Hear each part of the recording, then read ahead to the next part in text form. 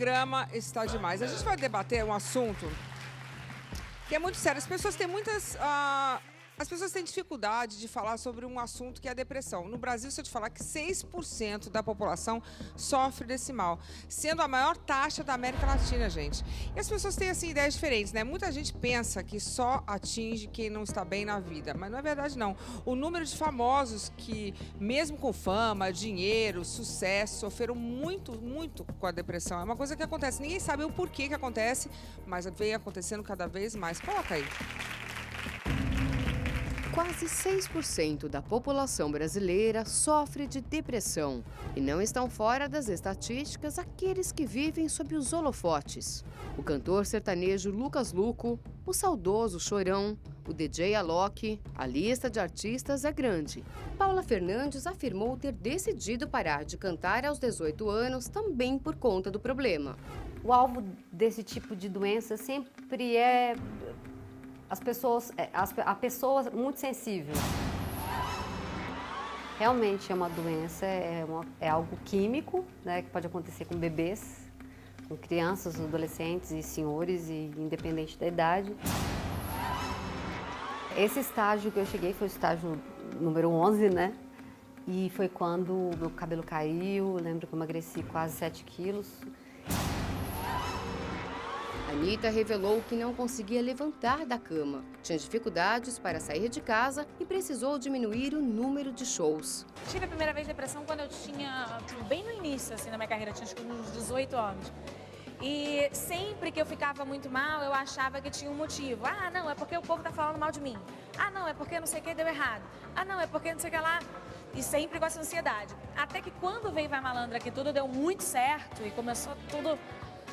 Enfim, não tinha nada para eu reclamar e eu ainda assim não estava feliz, aí acendeu a minha luzinha. A lista ainda inclui Pedro Bial. Eu andei bem ruinzinho aí, roendo borda de pinico, mas dei a volta por cima com um bom psicanalista, com um psiquiatra, medicamento, e nunca mais ocorreu, o que é um bom sinal, porque em geral quem tem depressão uma vez acaba tendo outros episódios. Eu não tive. E o padre Marcelo Rossi. Sem nenhum remédio, com a oração, Deus permitiu que eu passasse por isso, para poder ajudar as pessoas que é o mal do século, a depressão, o mal do novo milênio, poder ajudar as pessoas. Regininha Poltergeist falou como descobriu a depressão. Eu fui para a igreja e conheci uma pessoa lá e sonhei que eu ia casar com ele e tudo, e foi testificado, a gente acabou se casando. E de repente, a pessoa vai embora e te abandona, eu fiquei como? Eu fiquei sem chão, né? Não acreditei. Aí, a partir desse momento, eu fiquei sentada no sofá, olhando para a porta todos os dias. Eu fiquei tão curvada, eu não conseguia andar dentro de casa. Eu não conseguia levantar a minha cabeça. O ator Selton Mello pensou em desistir da carreira.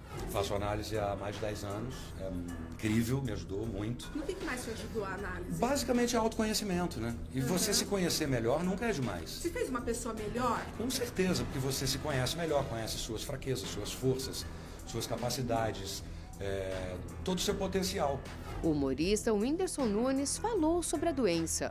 Apesar de tudo de bom que vem acontecendo comigo, com tudo que já conquistei, eu me sinto há alguns anos triste. E a depressão pode levar ao suicídio, que é a segunda causa de morte entre jovens do país. Um triste exemplo foi o que aconteceu com a cantora Yasmin Gabriele, de 17 anos, que tirou a própria vida no dia 21 de abril. Me perdoa, gente, eu amo muito vocês. Recentemente, a influenciadora digital Aline Araújo cometeu suicídio depois que o noivo terminou a relação um dia antes do casamento. Ela chegou a publicar imagens do ensaio da cerimônia. Hoje eu tô vindo fazer meu ensaio de pré-casamento. Hoje no Super Pop vamos falar tudo sobre a depressão. Estamos falando de depressão. É uma doença que realmente ataca muitas pessoas. E quando essa doença grave motiva uma pessoa a fazer coisas horríveis, tipo, as pessoas tentam se matar, as pessoas não saem de casa, é uma coisa séria, né? Foi o que aconteceu, por exemplo, com a Renata Boiara, que está aqui com a gente. Boa noite, Renata. Hello, boa noite. Tudo boa bem, noite, querida? Tudo bem? E a Renata, eu olho para a Renata, conheço há tanto tempo e sei que é uma mulher alegre, feliz, mas a gente sabe que as coisas às vezes não andam, né, tão Sim. bem e a gente pode cair numa depressão. Sim, sim. E na época que eu estava, você gravou uma chamada, foi no dia do meu aniversário, eu acho que talvez no ano passado, você me deu parabéns e você falou, o fundo do poço tem mola. Tem mesmo. E você deixou uma mensagem muito linda para mim. Eu clipei essa mensagem e eu via muitas inúmeras vezes. Assim, eu acho que as pessoas precisam acreditar mesmo. Precisa de ouvir de alguém, às vezes, né? Um olhar sensível de alguém, uma palavra de alguém. Colo. De preferência de alguém que você admire, né? Você busca uma referência de alguém que você admira para ter essa força. Isso que você está fazendo aqui hoje, para falar para a galera que te admira. Imagina. Que você é uma vencedora. Obrigada, amor. Obrigada pela presença, tá? Eu vou falar boa noite pro Vitor Morosini. Tudo bem, Vitor? Tudo bem, Luciana? Bem-vindo. Obrigado, prazer estar aqui. Todos, sucesso. Muito obrigada pela presença. Obrigado a você. Vou falar boa noite também para a Nádia Pessoa. Tudo bem, Nádia? Oi, Lu, Quanto tudo tempo? bem, não é? Obrigada pela presença. Obrigada a você. Tá lindona, gostei da roupa. Ah, obrigada. E eu vou falar boa noite pro doutor Marco Antônio, psiquiatra, porque eu acho que tem que entender mais ou menos. É uma doença que dá para notar. Você vai explicar tudo pra gente, se é uma coisa que é químico, não é? Perfeito. A depressão tem várias causas. Uma delas é uma causa química, física, mas é importante falar desse assunto porque a depressão é a doença no mundo que mais tira as pessoas do trabalho. Que loucura. E o suicídio é, no Brasil, a segunda maior causa de morte entre jovens de 20 a 45 anos. Que coisa Então é um louca. assunto muito importante para a gente discutir hoje. Que bom que a gente vai falar sobre esse assunto. Então, para começar, a gente, como a Renata está aqui do meu lado, e eu sei que ela é uma mulher alegre, como eu falei, batalhadora, uma ótima mãe, para a gente olhar para a Renata hoje, que está super bem, está bonita, sabemos que não é um fingimento, não é uma frescura, é uma coisa que realmente acontece. Quer ver? Coloca aí. Símbolo sexual, Renata Banhara sempre foi uma mulher vaidosa e preocupada com a aparência.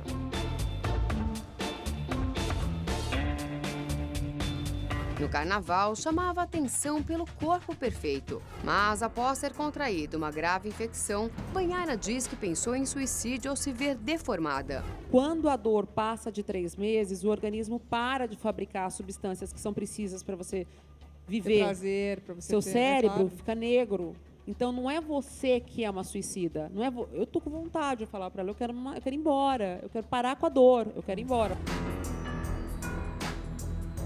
A minha cabeça estava com o líquido de um homem de 110 quilos. Eu me olhava no espelho e via um monstro derretendo. Eu via um monstro deformado. Pensei em me matar. O que vou ser para os meus filhos? Um peso. Não estou suportando essa dor. Num quadro de depressão, a pessoa fica desanimada, desesperançada, não tem mais aquela visão de futuro que ela tinha antes e muitas vezes, por conta disso, ela pensa em suicídio. Ela contou que em questão de minutos não se reconhecia mais. Ele deformava e derretia de forma incontrolável. Começou a sair uma celulite facial do nada. Fui tomar banho, em menos de 10 minutos estava completamente deformada. Em 15 minutos tive paralisia facial. Se eu tenho uma pessoa que tem como ofício trabalhar com a sua imagem, se ela tem essa imagem prejudicada por algum tipo de doença, ela vai perder seu instrumento de trabalho. Isso vai deixar essa pessoa mais angustiada, mais ansiosa. É como um escritor que não consiga escrever mais, é como um jogador de futebol que não consiga mais chutar a bola. Renata revelou ainda que faz uso de medicamentos para controlar a ansiedade. Eu preciso do remédio psiquiátrico para dar uma acalmada, porque a dor não vai passar de uma hora para outra. Eu tenho que suportá-la para não fazer uma besteira. A modelo também fez outra revelação bombástica. Meu quarto são portas que dão para uma sacada larga e meu pé direito é alto e dão uma profundidade. Certo. Eu moro no 21º, mas é um pouquinho mais do que se fosse o 21º num apartamento normal. Por um momento, Renata pensou em pular. Eu queria acabar com tanta tristeza, Lu. Com tanta infelicidade. Ele falou assim, a sua vida sempre foi assim. Não é verdade. Ele falou, sua vida sempre foi terrível. A única coisa que tinha boa na sua vida era eu. E eu não te amo mais. Aí meu filho pegou, me tacou, assim, me segurou, porque ele é muito forte, ele me pegou e colocou na parede do outro canto do quarto e me travou, assim. E me travou e falava assim, eu te amo, eu te amo, eu te amo, eu te amo. E aí ele gritava assim. Ô, Renata, eu sei que você sempre foi uma mulher batalhadora, engraçada, alegre. Você notou que aquela sua tristeza não era uma tristeza normal, que era uma coisa além de somente estar triste? Porque as pessoas às vezes acham que tristeza é depressão, e não é, existe uma diferença. Na verdade, a princípio não, eu achei que era só tristeza, pelo quadro de vida que eu estava vivendo. Eu tinha ficado doente, eu tinha deformado, né? Fui para 36 quilos acima, meu rosto deformou, meu corpo deformou, minhas juntas deformaram. Nesse meio tempo, meu casamento acabou. Então, assim, houve uma desconstrução de toda a minha vida. Eu não tinha onde segurar. Então, eu me via num buraco, num cano escorregadio, no fundo do poço, como você citou, e sem uma luzinha no fim do túnel. Eu não via, não enxergava a possibilidade. E aí eu achava que era tristeza devido à minha condição. Eu não sou especialista, eu não sei dizer para você a parte psicológica e psiquiátrica disso. Eu achava que era tristeza. Eu não entendia como depressão. Você pensou em se matar? Pensei. Você contou isso pra mim, inclusive. Pensei. Em que momento você pensou em se matar? Naquele mesmo que você foi em casa. Um pouquinho antes, né? E depois também. Inúmeras vezes. Você falou que você olhou e você queria se jogar pela janela, né? Não foi isso? Não. Eu não... Na verdade, eu não... Não. Isso foi outra momento, situação. né? Esse foi um outro livramento que eu tive.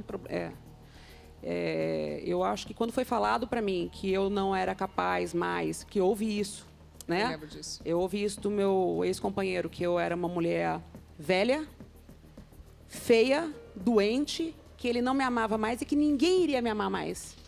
Quando eu ouvi isso dele, estando doente e sem perceber que a relação estava naquele limite e que eu tinha que ir embora, aquilo ficou dentro de mim. Então, assim, eu já estava muito triste, isso potencializou minha tristeza e aumentou minha vontade de ir embora. Eu não sabia de que forma eu iria embora, né? Ele me convidou para ir pela janela, mas eu não sabia de que forma. Ele falou, se joga, né? Não teve isso? Eu não te amo mais. Faz um ninguém favor te pra ama, todo seus mundo, filhos não te amam. Então ficou tudo muito bagunçado para mim, Lu. Eu não conseguia determinar aonde eu me... E doente, né? Que você estava com uma doença muito grave. E aí eu vou perguntar para você, que é médico, né? Porque psiquiatra é médico. A pessoa já está passando por uma doença que deforma. Então, morfologicamente, ela está se olhando, não está se vendo. Uma mulher bonita, que vive da imagem, se olha, não está se reconhecendo. Isso é uma coisa grave. Que é uma coisa... Eu me lembro que quando... Não vai dar para comparar, mas quando eu engordei 30 quilos que eu fiquei grávida, eu não estou dizendo que eu fiquei em depressão, mas você se olha e fala, quem é essa pessoa? Porque é uma coisa que acontece muito rapidamente. Então, imagina uma pessoa que está doente, inchada, já está com um problema de se reconhecer. Alguém fala, ninguém te ama, ninguém gosta de você. Isso pode, naquele momento, começar um gatilho. Isso, exatamente. Né? A depressão ela tem várias causas. Normalmente a gente vê uma causa biológica, genética, ou então, às vezes, até uma infecção e tem gatilhos ambientais. Né? Então, esses traumas, essas agressões, roubar os nossos pilares de sustentação na vida e deixar a gente sem encontrar uma saída, sem ter uma esperança. Você vê uma luz no final do túnel. Isso. Esse sentimento de falta de esperança, de falta de saída, se sentir acuado, é um gatilho. E quando o meio faz isso com a gente, isso é um gatilho que faz com que, em algumas pessoas, isso deflagre. Não é em todo mundo.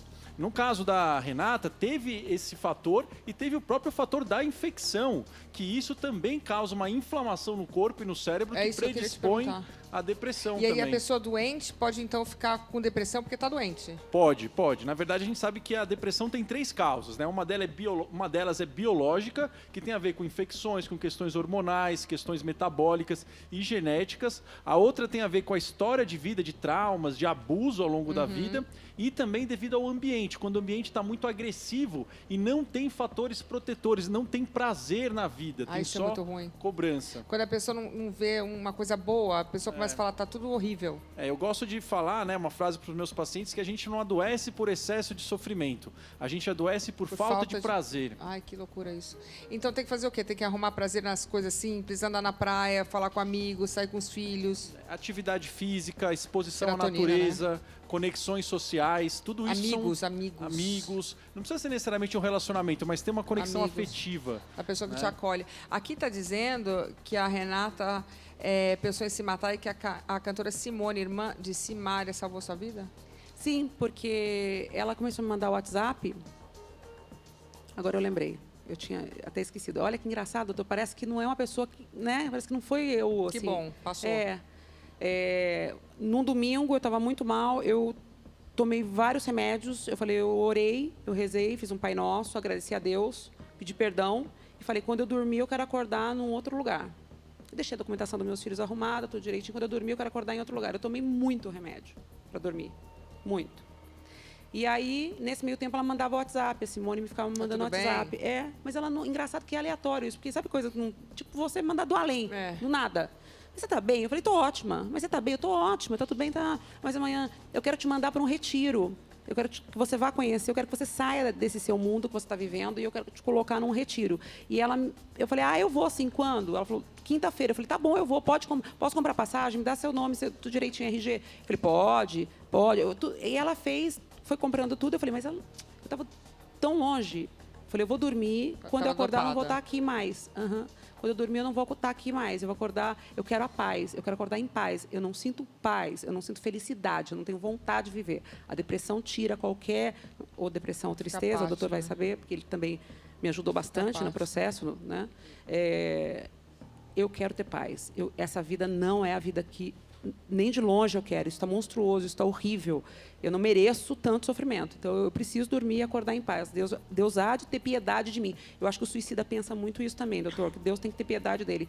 Né? Porque as religiões todas condenam o suicídio, e realmente é perigoso, é condenável, mas a dor é tão grande, tão grande, tão grande, que você pede perdão para Deus de querer tirar aquilo que você tem de mais precioso. E o que você fez? Você foi pro retiro? Então, aí eu dormi, acordei no outro dia como se nada fosse, os remédios não fizeram efeito, não entendo, doutor. Que bom. Foi uma boa notícia, que depende da medicação, mas foi uma sorte, que bom.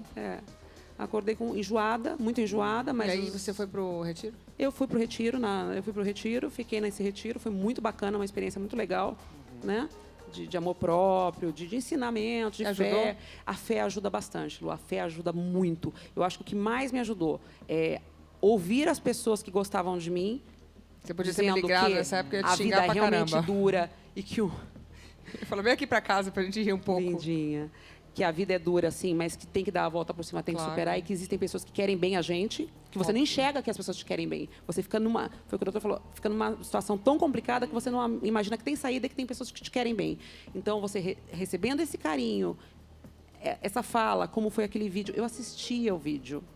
Então, como foi a atitude da Simone, e eu fui mesmo para o lugar, eu voltei bacana, eu voltei com minha fé em dia. A fé tem a ver também, né, doutor? A fé ajuda. A espiritualidade ajuda. Acreditar, não importa a religião, mas importa a fé. A gente acreditar que existe algo maior que conecta a gente, né? Isso é importante. Foi assim que eu voltei de lá, acreditando.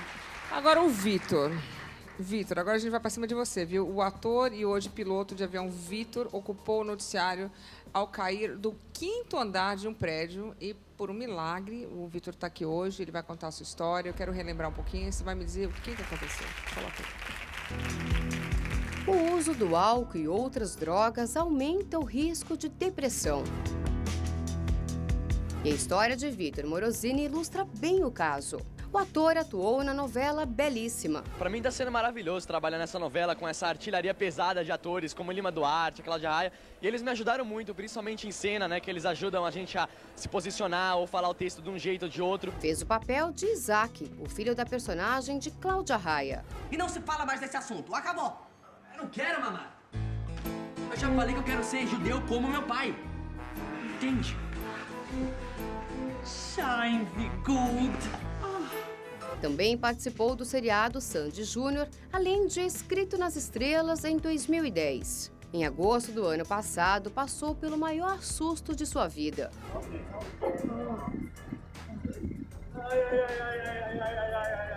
Caiu do 5º andar de um prédio em Barretos, interior de São Paulo. Foi salvo por conta dos fios de eletricidade que amorteceram a queda. Os fios estavam isolados. Se eles estivessem ativados, eu ia tomar um choque enorme. Eu ia tomar mais de 13.000 volts de choque e ia morrer. Vitor teve diversas fraturas, passou por 5 cirurgias e ficou mais de 3 meses em uma cadeira de rodas. Eu só pensei, antes de eu pular, eu falei, cara, eu sou da paz. Tô na paz, Deus tá comigo.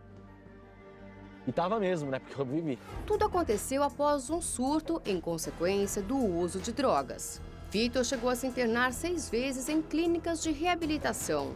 O apoio da mãe foi fundamental na luta contra a doença. Nossa, Vitor, essa história eu vejo que você até se comove um pouco. Você tentou suicídio, foi isso? Tentei num desespero, né? Por quê? Porque eu tive um surto psicótico devido ao uso excessivo de maconha. Olha, isso é interessante falar, viu? É. Que as pessoas dizem que a maconha é inofensiva, aí a gente pode usar o seu exemplo para dizer que não, né? Assim, ó, Luciana, pra mim realmente não dá, entendeu? Tem gente que é mais resistente, tem gente que tem problemas com maconha devido à genética também, né? E assim, eu vou fumando muito, o doutor entende disso, né? Você Ele teve sabe um que surto causa também. psicótico? Um surto Porque fumou psicótico muita feio. maconha? Eu fiquei um ano e 8 meses fumando direto, todo dia. Fumava 5 baseados por dia, Nossa. né? Era bastante mesmo. E virou meio que rotina Mas mesmo. por que? Por que você não tinha uma vida que te interessasse, não praticava esportes? Não, eu fazia as coisas, mesmo fumando eu fazia as coisas. Você É que eu gostava do conseguia? efeito mesmo, né? Eu gostava de, vamos falar a verdade, eu gostava de ficar doidão mesmo. Mas você conseguia trabalhar, fazer esportes? Conseguia. Jura? Eu fumava para pedalar, para jogar bola. Para. Então, Fumava pra pedalar? pra assistir televisão. Mas as pessoas fazem isso? É que, na verdade, né, a maconha, para quem tem uma genética relacionada à esquizofrenia e transtorno bipolar, antes dos 25 anos, ela deflagra essas coisas. E o que acontece é que, às vezes, a pessoa está muito agitada e usa a maconha como se fosse um remédio. Vai para ginástica? Para diminuir a agitação dela. Mas isso funciona por um tempo. Depois de um tempo, isso leva a um quadro bastante grave e vai prejudicando a capacidade da pessoa fazer as coisas. Mas aí você surtou um dia? Surtei. Teve um dia que E eu achava que eu não ia surtar assim, Luciana, porque eu já tinha surtado outras vezes. Ah, peraí, então calma. Eu tive calma. outros surtos já. Então você já teve uns surtos, então você já tinha um problema de doença, não sei se é bipolar ou esquizofrenia, já tinha tido Uma predisposição, né? Tá. Uma predisposição genética. E você não estava vendo que isso estava te prejudicando? Não, pra mim, dessa Tava tudo última vez, certo. por exemplo, eu achei que não fosse mais acontecer. Porque como tinha acontecido outras vezes, eu falei, agora eu sei como é que é a causa do surto e tudo, e achava que eu podia controlar isso. Como é que foi? Um dia você acordou, fumou? Foi não. Um dia que eu acordei assim, eu fui no banco pra receber um dinheiro. Eu tava de moto, eu tinha uma moto na época, né? Quer dizer, fumou, já pegou a moto, já é louco, né? Realmente Louco, a pessoa não chapado, né, meu? Não tem nem Meu, graça, eu sempre que tô coisa rindo, né? feio demais isso. Tá rindo Aí de eu- nervoso, né? Hã? Tá rindo de nervoso, rindo porque eu sei a cagada que eu fiz, Isso né? é muito grave. E aí eu peguei a moto, fui no banco, voltei, eu vi uma cena lá vi uma cena do vizinho ali, achei que fosse pra mim, e do nada estalou já, deu aquele estalo no cérebro, eu falei, pô, estão me perseguindo aqui, pô, tem alguma coisa errada, tem televisão no quarto, Ixi. minha mãe ali tá contra mim, entendeu? Nossa, surtou mesmo. Surtei, peguei as coisas na mochila, coloquei as coisas dentro da mochila, peguei minha moto e fugi. E aí? E aí eu fui pra Jaborandi, que é uma cidade perto de Barretos, onde meu tio morava, que ele é Uhum. falecido já, pra pedir ajuda pra ele. Ok. Porque ele era policial. Que foi o que falaram pra Entendeu? gente também, que precisa de ajuda de amigos. Então, eu precisava da ajuda do meu tio, Tá, na verdade. e Apesar aí? de não ter muito contato com ele. E aí eu cheguei lá e tava viajando. Ele foi viajar, eu não sabia, né, que ele tinha viajado. Claro. Ele foi pra Maceió. E aí eu encontrei o caseiro no sítio. Ok. E o caseiro falou pra eu ir pra Barretos, que é uma cidade perto ali de Jaborandi, e ficar no hotel, hospedado no hotel, esperando meu tio chegar de viagem. Ok. Aí foi aí que aconteceu no hotel, né? Você já estava em depressão. Não era depressão, Você tava tava em em euforia. surto, em euforia. Tava em estado eufórico. Tá, e aí? Eu dormia pouco, eu dormia 4 horas por noite. Então já é um sintoma que não tá indo alguma coisa, não tá indo bem, né? Sintoma sugestivo de um quadro que é o oposto da depressão. É que a gente fala oposto da depressão, parece que é uma alegria muito grande. Não é. Bipolar, não é isso? Exatamente, né? É que esse A quadro... euforia antes da queda. Isso, esse quadro ele pode levar ou a pessoa a fazer quadros impulsivos muito graves, né? Ou se agredir, gastar rios de dinheiro, fazer comportamentos de risco e depois cair para uma depressão muito grave. Eu já vi gente que faz tatuagem, fica nessa euforia e começa a fazer tatuagem. Eu falei para um amigo meu outro dia, você para. Que são coisas que ela se arrepende depois. É, então.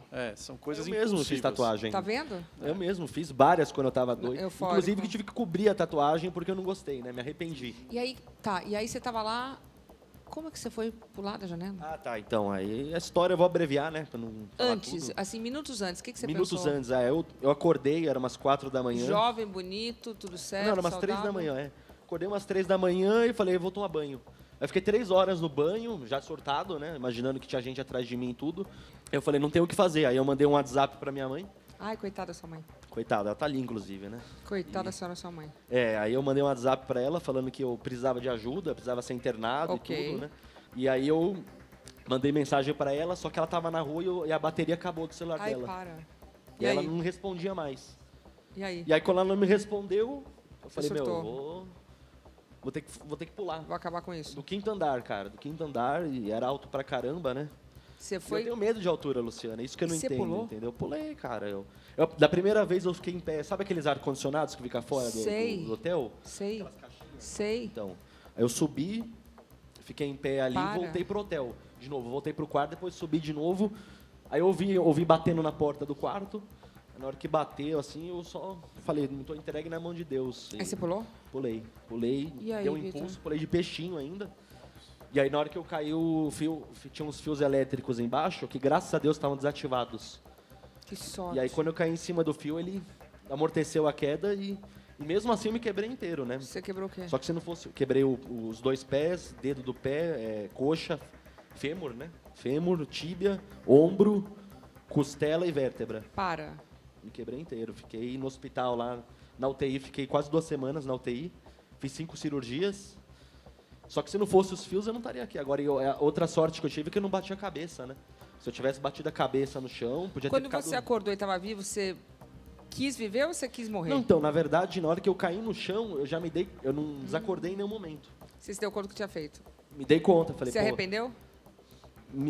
Na verdade, assim, o que eu pensava, como eu estava no surto, eu caí, só que eu pensei assim, eu não falei, é lógico, eu pensei para dentro de mim. Agora eu vou morrer? Ou... Não, eu falei, graças a Deus estou vivo. Eu pensei, falei, graças a Deus, assim, pensando, né? Só que até então eu caí, eu estava em choque no chão. Eu fiquei em choque e eu só sentia minha perna torta, só. Ai. Sentia minha perna parecia um graveto, sabe? Eu sempre pensei nisso, que a pessoa que quisesse se matar, o que ela pensaria? Agora a gente descobriu, tentou se matar, chegou lá e falou, ainda bem que eu não morri. Que bom. Você tá feliz de estar vivo? Muito feliz, todo dia eu agradeço a Deus por estar vivo, então, cara. Fala aí para as pessoas que pensam nisso, que não vale a pena, fala. Então, as pessoas que usam e tudo tem que tomar cuidado, assim, porque algumas pessoas são muito sensíveis à droga e é uma doença traiçoeira, uma doença que vem e você não percebe. Quando você vê, você já tá fazendo merda por aí. Desculpa a palavra, mas já tá fazendo cagada. E quando não sobra pros outros também, né? Às vezes o cara pega o carro bêbado aí e mata um inocente também, entendeu? Então, eu acho que é um caminho que desde os 15 eu usava, né? Agora não uso mais. Então, é um caminho que eu aprendi na dor que não vale a pena Vitor, mesmo. você tá medicado hoje? Tô indo pro psiquiatra. Você consegue ter momentos de felicidade? Consigo, não. Hoje eu sou feliz, cara. Olha, voltei a aplauso pedalar. pra ele aí, ó. Aplauso pra ele, que bom. Tá pedalando, tô vendo um sorrisão. Pedalando agora, né? Que bom. Eu sempre fui esportista, né? Assim, eu venho de uma família bom. que gosta de esporte, então... Que bom, parabéns. E aí eu voltei a pedalar de novo, né? Eu fiquei 4 meses na cadeira de roda, sem andar. Você vê, aí começou a dar valor, né? Quando pode andar. Nossa, pode... você dá valor até quando você vai no banheiro, você dá valor. Entendeu? Quando tiro da gente as coisas que a gente leva assim, muito que... a gente pode andar, no tempo, quando para de andar, vê o quanto é importante, né? Até de ir no banheiro. Eu tinha que tomar banho de cama, né? Nossa, a gente dá um valor de poder andar daqui ali, poder correr. Já tem um valor absurdo. Não é? Com certeza. Parabéns pela sua Só vitória. uma observação, como foi importante ele falar com a mãe dele, né? Nossa, mãe. Jovens que estão nos vendo, se vocês tiverem desespero, confie na mãe de vocês. Mãe é mãe. Desbloqueiem do cérebro. Não posso falar para minha mãe, fala com a sua mãe. Porque eu falo isso para os meus filhos. Às vezes você pode tá longe de mim, você pode estar na pior situação. Lembra que você tem mãe, que a gente, né? todas as mães, a sua mãe foi maravilhosa. Até mãe dos outros, porque vou falar, quando a gente é mãe de um, qualquer filho de amiga me liga, eu paro que eu posso te ajudar em quê agora? Porque é verdade, né? Quando a gente tem filho, a gente é mãe de todos. E a gente sabe quantos adolescentes estão sofrendo por causa de droga e tudo mais. Então, você que é jovem, se você não tem coragem de falar com sua mãe, fala com a mãe do seu amiguinho. Mas às vezes não é Ninguém nem vai droga, te julgar viu? e te condenar. Claro, às vezes não é tem nem mãe droga, não, legal, às vezes é depressão. Eu perdi uma sobrinha assim, filho de uma amiga minha, exatamente assim. Horrível. Ô, Nádia, você também teve um problema. A gente vê você toda fortuna, toda bonita. Me conta um pouco a sua história. Oi, Lu. Você teve depressão? Tive. E parece que foi desencadeada por rejeição. Isso pode acontecer também, não? Pode. Na verdade, pode ser um gatilho, né? Essas frustrações, o abandono, né? Isso pode ser um gatilho muito forte. Conta pra gente. Eu fui rejeitada por pessoas que eu gostava muito. E depois disso, que eu fiquei... Como é que eu posso dizer? Sem paciência. Comecei a ficar sem paciência para nada. Brigava muito com meu marido. Ele te rejeitava? Não, não foi ele, não. Tá. Foi a família dele. Ok. Brigava muito com ele, ficava irritada e ficava querendo buscar entender o porquê. E eu não sabia o porquê eu tinha sido rejeitada, porque eu era uma pessoa tão bacana para eles, eu tinha eles como minha família. Eu ficava sem entender e fiquei buscando isso, buscando por uns 3 anos a 4 anos. E depois de... Há um ano atrás, exatamente há um ano atrás, eu descobri que eu estava com depressão. E aí foi quando eu fui no médico. Na verdade, eu fui em vários médicos. Fui no psicólogo, ele falou a mesma coisa. Fui no psiquiatra, ele falou a mesma coisa. Depressão. Você está com sintomas de depressão. Você toma remédio? Eu tomo. Melhorou? Melhorei. Agora, doutor, a depressão, no caso dela, dá para medir? É uma coisa que você possa medir? Tem assim, a baixa de serotonina? Dá para medir? Então, hoje em dia, a gente tem alguns exames que ajudam a gente a pensar um pouco no diagnóstico, mas o diagnóstico ele é clínico. Né? Então, a gente pede exames para excluir que tem algum problema na tireoide, que tem algum problema hormonal. A gente pode fazer algumas dosagens, mas o diagnóstico é clínico. E aí tem algumas escalas, alguns questionários que a gente usa para tentar determinar o grau da depressão. Mas a depressão é eminentemente clínica. Então, vale a pena uma boa história, uma boa avaliação médica para poder chegar no diagnóstico. E que remédio que dá? É para regularizar os hormônios? Assim... Falando de uma forma muito simples, Luciana, são três neurotransmissores que estão diminuídos: serotonina, dopamina e noradrenalina. Entendi. E a ideia é, serotonina tem a ver com ansiedade, dopamina tem a ver com prazer e motivação, noradrenalina tem a ver com energia. A ideia é que a gente escolha medicações que possam reequilibrar isso para que o cérebro possa reaprender a funcionar de um jeito normal. Mas tem medicamentos até naturais para isso, né? Aminoácidos, não tem? Tem alguns fitoterápicos que ajudam, tem alguns suplementos alimentares, ômega 3, né? Tem muito estudo com ômega 3. Eu tomo ajuda, né? ômega 3, vitamina D. Minha testosterona estava zerada. Eu estava com a testosterona de uma senhora de 80 anos. A vitamina D, o sol, né? Ajuda muito. A exposição à luz do sol é muito importante, viu? Isso tem um efeito antidepressivo importante. Você sabe que é interessante?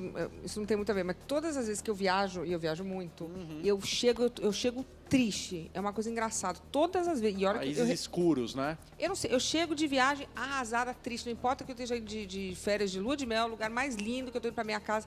No dia que eu chego triste. Eu pego, eu durmo e vou pro sol. Aí eu melhoro. Isso é importante, né? Porque a luz do sol não precisa tomar sol na pele. Mas a serotonina, ela é produzida quando o olho encontra a luz do sol. Mas é então, você deixar a luz do sol bater no seu olho de manhã tem um efeito antidepressivo. Mas é engraçado porque eu viajo a minha vida inteira. No dia que eu chego triste. É uma coisa...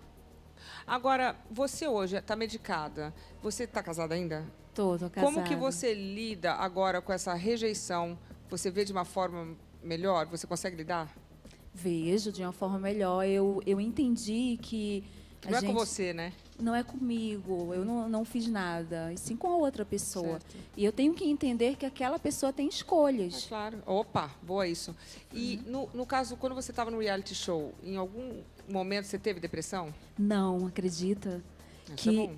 Eu acho que no meio da guerra a gente não consegue ter depressão, é depois, né? Depois da guerra, que foi até a Renata que falou isso. No meio da guerra você tem forças para lutar e para sair da guerra e vencer. Mas quando você sai, aí ela te pega. E como foi lidar com as redes sociais quando você saiu? Porque hoje as pessoas não têm dó em rede social, né? Nossa, é horrível até hoje, porque... as pessoas não têm dó. Não tem As pessoas limite. massacram os outros, é uma coisa de louco. Ninguém... É como se você não fosse uma pessoa. As pessoas falam mal, xingam, é como se estivesse falando com ninguém. Realmente não tem o menor, assim, apreço por um outro ser humano. É horrível, Lu, vou te falar. Mesmo, né? É triste. Você vê que as pessoas não estão amando as outras. O que você faz? Você bloqueia? Você lê? Eu leio, sabia? Você bloqueia? Eu leio, mas eu fico mal. Aí eu tento não ler, mas eu leio mesmo assim. Você não bloqueia tudo?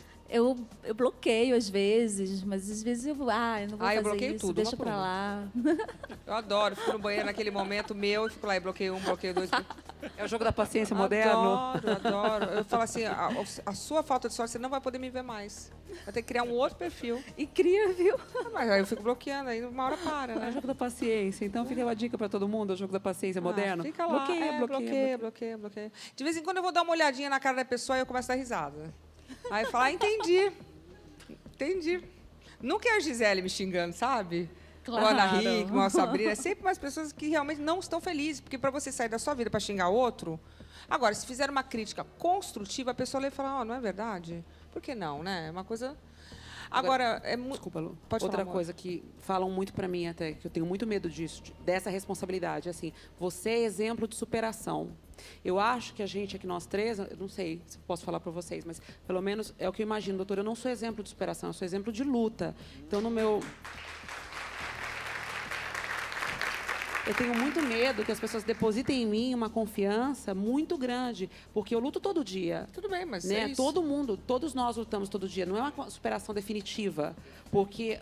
O senhor pode falar mais depois sobre isso? É um porque dia por vez, né, doutor? Muito sobre isso. Ai, você é exemplo de superação. Às vezes eu estou em dia por casa, eu vez. nem estou tão feliz assim. Não estou dizendo que eu esteja em Me depressão. liga dessa vez, né? Imagina, obrigada, amor. Mas às vezes eu estou assim, né? E você pensa, e aí você lê, você é um exemplo de superação. Calma. Como foi fácil para você? Como é fácil para você? Eu leio muito isso. Rê, foi muito fácil para você. Como é que você saiu dessa? Eu ainda estou. Então é muita responsabilidade que eu tenho. Eu quero dizer que todo dia é um dia de luta. Um dia por vez. Olha, a atriz e cantora Kelina é outra famosa que sofre há anos com depressão. Ela chegou a morar em um abrigo por conta da doença, gente. Vamos entender um pouquinho essa história. No Cena de Mendes, eu estou aqui com a atriz e cantora Kelina, que participou do Popstars, fez sucesso na série filme Antônia e também participou da Fazenda. Você veio a público para contar, para falar, sim, eu tenho depressão, eu já enfrentei momentos difíceis, a gente quer saber como é que você está agora. Depressão é o que eu sempre digo, né? Tem que se levar a sério, né? Ah, mas depressão é como gripe, que é o que dizem, né? Já ouvi muito dizer isso. E não é. Na verdade, é um caso muito sério, que tem que se cuidar, tem que se tratar. Família, dê atenção aos seus filhos adolescentes. A qualquer pessoa, prestem mais atenção nos amigos, sabe? Isso é um recado para a sociedade. Prestem mais atenção no próximo, na família, em amigos, em filhos, porque a pessoa pode estar com depressão e você não sabe. Passei por uma clínica de tratamento, toda especializada nesse assunto, com psicólogos, psiquiatras, terapeutas, sabe assim? Então, no período em que eu sumi. Você sumiu? Por que você sumiu? Deu na Record, deu em todo lugar. Ela saiu dizendo que ia pra rua, porque dentro de casa não dava mais. E ela ia procurar um abrigo, um albergue, alguma coisa nesse sentido. É muita pressão, gente. É muita pressão. É conta chegando em casa, você sem trabalho. Você procurou alguns amigos? Procurei. E eles disseram que, eu não posso te receber. E eu vou te falar... Amigos sim, famosos? Sim, também. Também. Um dos motivos que causa a depressão é a falta de sinceridade. A falta de sinceridade nas pessoas, a falta de verdade, nos causa tristeza, que nos leva a uma depressão. Você, inclusive, pensou em suicídio. Suicídio. Suicídio, assim, graças a Deus, vou te falar uma coisa. Pensei, mas foi breve. Você falou da falta de amizade e também da falta de espaço no trabalho. Por quê, Kelina? Nós artistas, estamos sem espaço para trabalhar. Porque se formou a chamada panelinha, onde só vai amigo do amigo. Se dá bem quem é amigo do amigo. Tem um trabalho bom quem é amigo do amigo. Arruma um espaço perante o sol, que é de todos, ser amigo do amigo. O talento fica em segundo plano. O mérito em segundo plano. Isso é muito triste. Isso enfurece quem é artista. Você acha que isso contribuiu para a sua depressão? Você querer trabalhar, você querer mostrar o seu talento, você fez tanto sucesso. Claro que contribuiu. Sem dúvida, contribui. Eu quero trabalhar, eu tenho todo o preparo para trabalhar, sabe? Eu fiz aula de canto, eu fiz vários trabalhos, o meu currículo é lindo. É verdade, talentosíssima. Sabe, assim, com toda a humildade do mundo, eu tenho coragem de dizer, gente, eu tenho de um currículo. Por que eu não arrumo trabalho? É só de vez em quando. Porque eu fico sabendo por trás das câmeras das panelinhas, sabe? Isso enfurece quem é artista, enfurece, né? Então, e como se resolve isso? Fala pra mim. É difícil. É difícil. Como se resolve? A questão é você ficar enfurecida e pronto. Fiz a Fazenda 8. Sim. Né? Tem um momento em que a voz na casa tem uma pessoa responsável pelos remédios. Pelos remédios, porque tem participante que faz uso de remédio e essa voz vem e anuncia. Chama os participantes. Exatamente. E esse lance de anunciar os remédios virou chacota. Uma falta de educação imensa. Porque, no caso, na época, eu estava sendo medicada, né? Sim. Que eu me recorde, a Mara estava sendo medicada, né? A Rebeca Guzmão, atleta, ela tinha passado por uma depressão e ela não aceitava esse lance da chacota, né? Porque o Douglas Sampaio, que ganhou, chegou a dizer: Kelínia, você tá muito lerda, deve ser o seu remédio. Você voltou a viver, eu posso dizer isso? Voltei e hei de não fugir mais como eu fiz. Hei de não fugir mais como eu fiz. Eu quero um tempo. Vou largar tudo e vou procurar um lugar para dar um tempo. Hei de não fazer mais isso. Enfrente o monstro de frente. Não que a vida seja feia, mas enfrente a vida de frente. Posso dizer hoje que sou uma pessoa firme. Firme em que sentido? De olhar a vida com a cabeça levantada. Em minha vida, eu sempre quis ser feliz. Eu acho que ficar fora da mídia com uma pessoa que sempre foi famosa é uma coisa que também é muito difícil, né? Qualquer mudança no status quo, na sua vida profissional, realmente é difícil. Tem que ter um backbone, uma estrutura muito forte. Mudanças, indefinições, incertezas, dilemas gastam energia mental. Isso gera... O nosso cérebro tem que trabalhar mais para adaptar à mudança. E isso é um fator de risco para a depressão.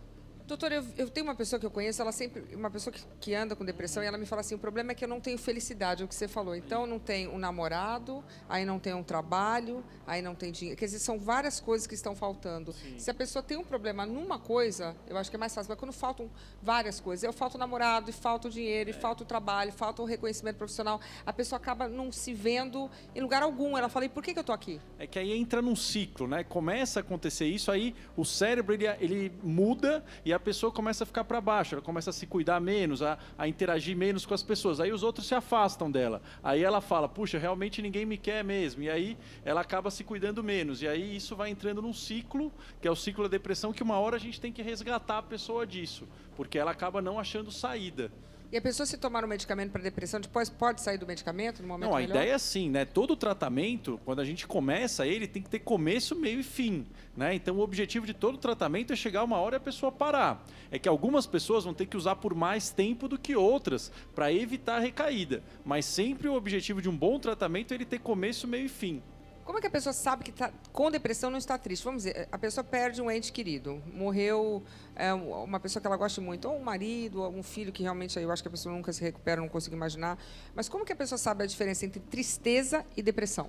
Perfeito, tem vários critérios, mas para sair de uma forma muito simples, depressão não é tristeza, né? Eu gosto de falar que depressão foi um termo que a psiquiatria roubou da geografia. Depressão quer dizer afundamento, não precisa vir tristeza. Então tem um afundamento da energia física, tem um afundamento da energia mental e uma perda da capacidade de sentir prazer.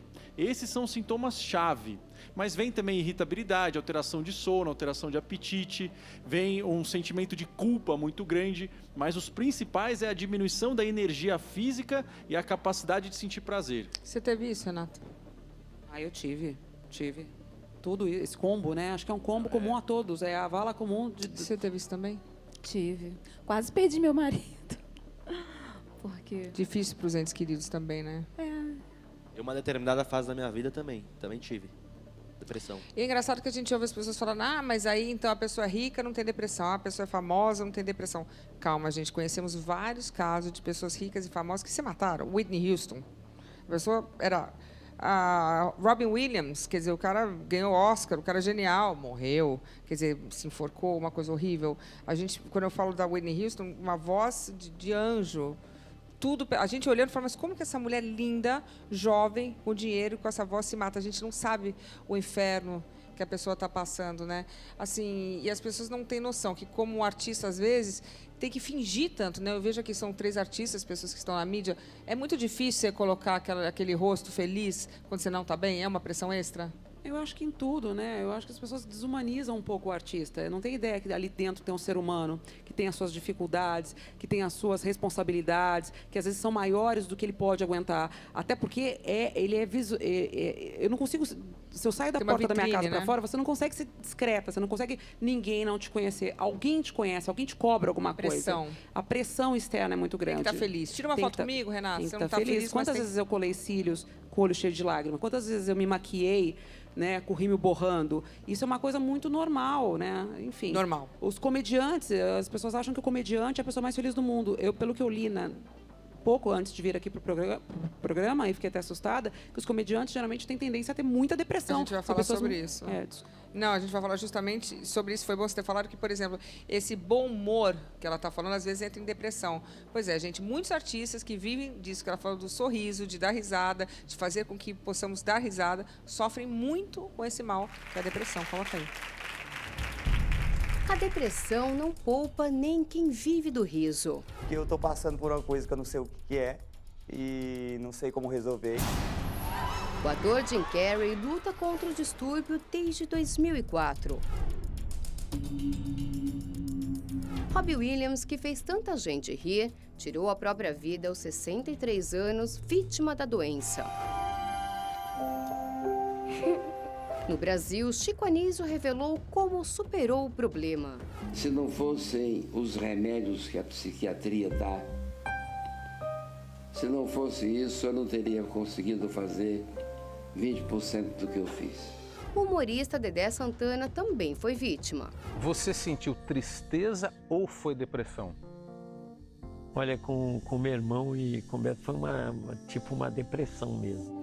O Whindersson Nunes é um dos influenciadores digitais de maior sucesso no mundo inteiro e reúne 34 milhões de pessoas em seu canal. Por mais que achem que eu tô obeso, tô nem aí se eu visto xexê. Em depoimento ao Fantástico, o humorista comentou o assunto.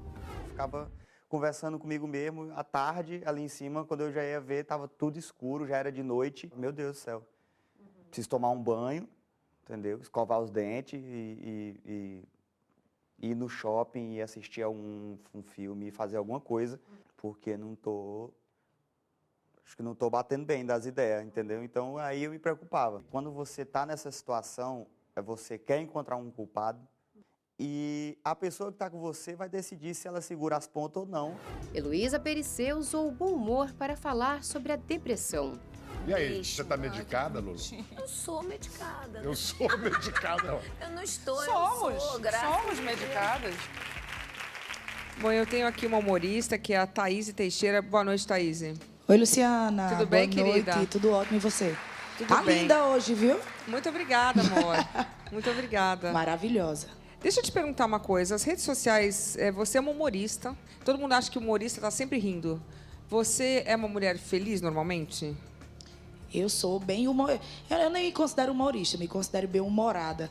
Né? Nordestina é tudo assim mesmo, a gente ri de tudo, a gente faz graça de tudo. Okay. Eu sempre falo para os meus seguidores que antes da gente falar, a gente já conta uma piada.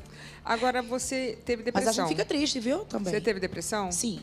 E o que foi o trigger, que é o gatilho? Qual foi o gatilho para você? Interessante que eu vou puxar o gancho que vocês falaram agora sobre a rede social.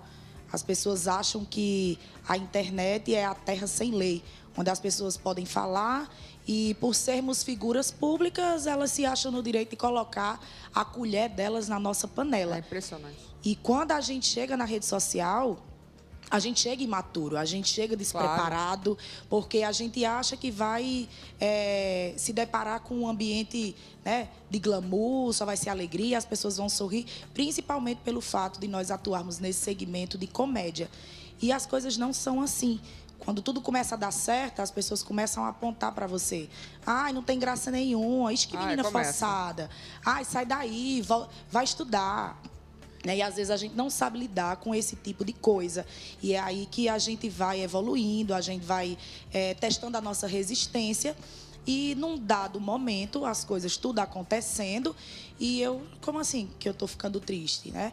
E elas sempre vêm com argumentos assim. Ah, mas você não aceita crítica, é uma crítica construtiva. Eu disse, meu amor, vem cá. Crítica construtiva de quem muitas vezes nunca construiu nada. Boa.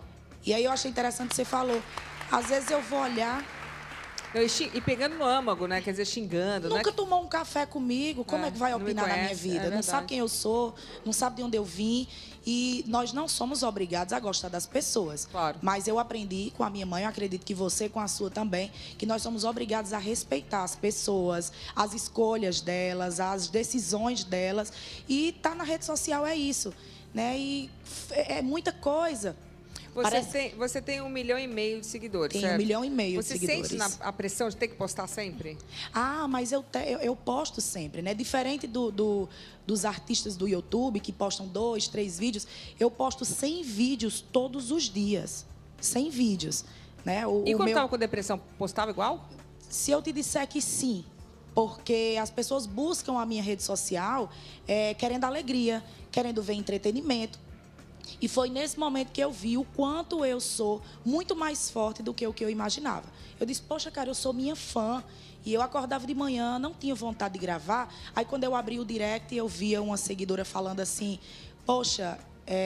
Tô com saudades? Não é tô com saudades. Vai muito mais além do que isso, é agressivo. Eles falam assim, você me tirou da depressão. Eu vivia tomando medicação, eu não saía de casa... O meu marido me maltratava e depois que eu passei a acompanhar os seus vídeos, você me motiva. Todos os dias, antes de sair de casa, antes de fazer qualquer coisa, eu lhe assisto e isso me motiva. Eu disse, como é que pode? Tem alguém com um problema maior do que o meu. E eu disse, eu não posso parar. Né? Eu não vim para a rede social para qualquer coisa. Eu vim fazer a diferença. Eu não cheguei aqui de qualquer forma. E quando a gente pensa dessa forma, a gente já está evoluindo. É verdade. E foi assim que aconteceu. Né? Você chegou a tomar remédios, não? Não. Eu tenho uma fé muito forte. As pessoas costumam falar sobre um termo chamado fé inabalável. E eu entendi que eu tenho uma fé inabalável. Que mesmo com tantas contradições, com tantas controvérsias que a gente passa no dia a dia, com tanto ataque, ainda assim a gente se vê forte porque a gente tem um propósito, né, que vai muito mais além do que distribuir sorrisos. A gente acorda de manhã para fazer pessoas sorrindo. Minha rede social, por exemplo, todos os dias, 500 mil de pessoas me assistem nos stories. Então, assim, é um número altíssimo de pessoas que estão ali porque gostam, outras porque não gostam, outras porque estão esperando ali o momento para você desabar. E eu acho que deve ser muito difícil concorrer e ser meu inimigo, porque eu não desisto nunca. É isso aí, Thaís. E, olhe, Eu vou te seguir também, que eu vou lá dar risada com você. Ah, eu vou seguir de volta. Vamos se seguir, que eu vou dar risada. Você é ícone, sabe? Eu falei agora, que postei agora uma foto e coloquei. Assisti esse programa a vida inteira pela TV e hoje eu estou aqui escutando ela falar. Olá, pessoal, tudo bem com vocês? Boa noite. E eu vou te seguir, vou seguir para dar risada com você, viu? Ah, você vai gostar. Vai se viciar. Você vai ficar viciada, tá preparada? Ah, eu adoro um vício bom. Esse é um vício bom. Dá risada, obrigada. E para quem tem depressão, quem está em casa, a gente sabe que infelizmente é o mal do século, mas aí cabe a nós termos forças e coragem para não desistir e mostrar que a gente é capaz de transpor qualquer... Isso é só um obstáculo, é só uma dificuldade. É isso aí. Thaís, muito obrigada, viu? Eu vou te seguir, agradeço vou te mandar um beijinho lá. Não me ignora não, hein? Ah, claro que não. Posso mandar um beijo para minha mãe? Manda um beijo para sua mãe. Minha mãe, linda, maravilhosa, que está assistindo lá do Cariri, meu filho também. E quero lhe agradecer pelo espaço, viu? Volte sempre. Obrigada. Obrigada, linda. Muitas vezes a depressão está associada ao estresse e ao trabalho. A modelo e apresentadora Carol Dias toma remédios até hoje para superar os seus problemas. Coloca aí. O pior momento da vida É assim que a modelo Carol Dias define a fase em que enfrentou a depressão. Primeiro, Carol, muito obrigada. Obrigada a você, meu amor. Por essa entrevista, porque a gente sabe que é difícil falar sobre esse tema. Conta pra gente como é que foi essa fase conturbada. Eu comecei a ter... Eu era uma menina totalmente alegre, normal. Quando eu era, assim, eu sempre fui muito alegre na escola. Eu sempre fui uma menina muito disposta, assim, a ajudar as pessoas, enfim. E aí, quando eu entrei na televisão, nem tudo é um mar de rosas. Eu comecei a ficar neurótica com essa coisa de corpo. Eu tinha muitas exigências, e exigências que são além do limite, sabe? E isso começou a abalar minha autoestima. Eu comecei a me achar incapaz, eu comecei a me achar feia, eu comecei a me desvalorizar. E aí eu comecei a ter ansiedade, depressão, até que eu tive uma síndrome do pânico. E tive bulimia, enfim, eu vomitava comida, eu já abri isso várias vezes, né, na rede social, por uma exigência de um corpo perfeito. Eu tive um amigo do Rio de Janeiro que uma vez ele levou um chocolate pra mim, ele tinha vindo dos Estados Unidos e ele trouxe um chocolate pra mim. E aí eu tava muito magra já, as pessoas falavam, nossa, você tá muito magra, você emagreceu muito rápido, né? E eu sempre disfarçava, eu não enxergava isso. E aí quando ele me deu esse chocolate, eu peguei um pedaço e fui pro banheiro depois, vomitar. Só que ele já tava desconfiado, né, da situação. E aí ele falou, poxa, Carol, você tá doente, você precisa se tratar. Eu tive um momento, e eu não tenho problema em abrir isso, acho que serve de lição para muitas jovens e jovens também, que eu quase me joguei do prédio. E eu realmente coloquei o pé para ir embora. Você pensou em tirar a própria vida? Sim, pensei em tirar a própria vida porque eu já me achava incapaz, eu me achava fraca, eu achava que eu não tinha utilidade, eu acreditei nas pessoas erradas. E nesse dia, por sorte, a minha irmã, que eu amo de paixão, que foi a pessoa que eu orava comigo e tudo, a gente muito forte nas orações, ela me segurou e falou assim, por que você tá fazendo isso? Sua família te ama, você tem toda... A gente vai sentir sua falta, a gente não... Eu falei assim, poxa, eu não sirvo para mais nada aqui. Nossa. E tudo por uma questão de crença. Do que você acredita, o que as pessoas falam para você que você acredita. Eu queria até tocar no ponto dessa influenciadora digital, da Aline Araújo, que tirou a própria vida, né? Que se jogou do prédio. A Aline, infelizmente, né, ela ficou decepcionada, né, com o namorado que terminou o namoro e tirou a própria vida. Como é que você viu essa situação? Porque você olha uma situação dessa e você fala, eu passei por isso. Primeiro, ela não escolheu ficar doente. A situação agravou a tristeza dela, agravou o estado emocional. E aí ela realmente cometeu o suicídio. E mais uma vez, suicídio não é uma escolha. Suicídio é um problema que é para aliviar aquela dor. A pessoa ela quer tirar dor de qualquer jeito. E digo mais, a pessoa tem que ter muita coragem para fazer isso, de tirar a própria vida. Inclusive, a gente não precisa nem citar nomes, mas a Carol, como ela é uma pessoa que ela tem um poder de persuasão nas redes sociais, ela tem 5 milhões e meio de seguidores, ela acabou entrando numa polêmica, uma pessoa criticando, né, uma pessoa pública criticando a Aline Araújo, dizendo que ela se suicidou porque ela era fraca. E você disse o que para essa pessoa? E eu posso até citar quem foi, eu acredito que ela tenha se arrependido de ter falado, talvez, ou não. Foi a mulher do Thiago Silva, o nome dela é Belly. E ela, em algum momento, talvez ela tenha até se arrependido da maneira como ela se expôs. Belly Sincera vai falar, e vou falar uma coisa. Desculpa, se matou porque quis. A gente não tem o direito de falar que ela escolheu se suicidar. Sim. Ninguém... Isso é incabível, na minha opinião. E é incabível falar isso na internet. Desculpa, se matou porque quis. Quem é a Carol hoje? Eu sou uma mulher muito forte, com uma personalidade que às vezes assusta um pouco, porque eu tenho minha opinião. Eu expresso a minha opinião. E segura, uma mulher que aceita mais os seus defeitos, aceita mais dias ruins ou dias bons. Eu não vivo para os outros, como eu vejo hoje na rede social. O que você diria para essas milhares de pessoas, Carol, você que enfrentou e que venceu. Se você tiver que melhorar, meu amor, melhore, evolua, não tem problema nenhum. Mas tenha calma, se ame, se respeite. Vá devagar, com otimismo, sem pular algum degrau, porque você tem a vida toda. Então não se cobre em excesso, que a vida é para ser vivida e é para você sorrir.